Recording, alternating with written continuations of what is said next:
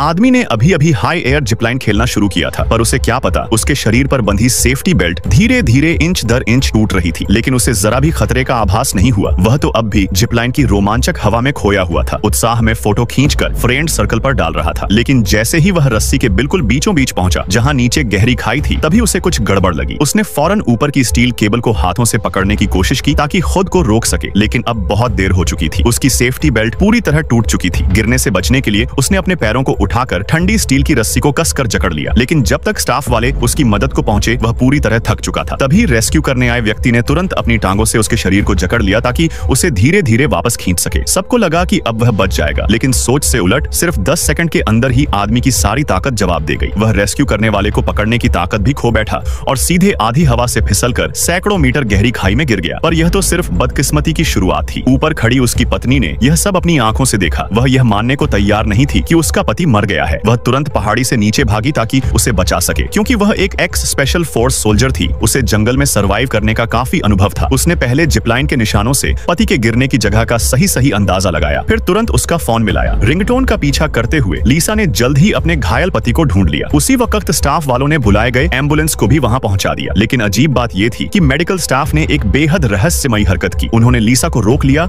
और उसे एम्बुलेंस में चढ़ने ही नहीं दिया। समय बर्बाद न हो इसलिए लीसा मजबूरी में मान गई और खुद ही मोटरसाइकिल पर पीछे पीछे दौड़ पड़ी। लेकिन जैसे ही वह अस्पताल पहुंचने ही वाली थी, अचानक एक एसयूवी सड़क किनारे से आ धमकी। लीसा बच न पाई और जोर से जमीन पर गिर पड़ी। जब वह फिर उठी तो एम्बुलेंस गायब हो चुकी थी। असल में यह सब एक सोची समझी साजिश थी। हाँ, जब लीसा अस्पताल पहुंची तो रिसेप्शन की नर्स ने कहा कि कोई भी एम्बुलेंस उसके पति को वहां लाकर नहीं गई। लीसा को लगा शायद वह गलत अस्पताल आ गई है। उसने हार नहीं मानी, आसपास के सारे अस्पताल छान मारे, पर हर जगह नतीजा वही। वह एम्बुलेंस और उसका पति मानो हवा में गायब हो गए हों। लीसा तुरंत पुलिस स्टेशन पहुंची रिपोर्ट करने। शेरिफ ने हालात सुने और कहा कि पहले हुआ झोंक से सुरागा ढूंढना सही रहेगा।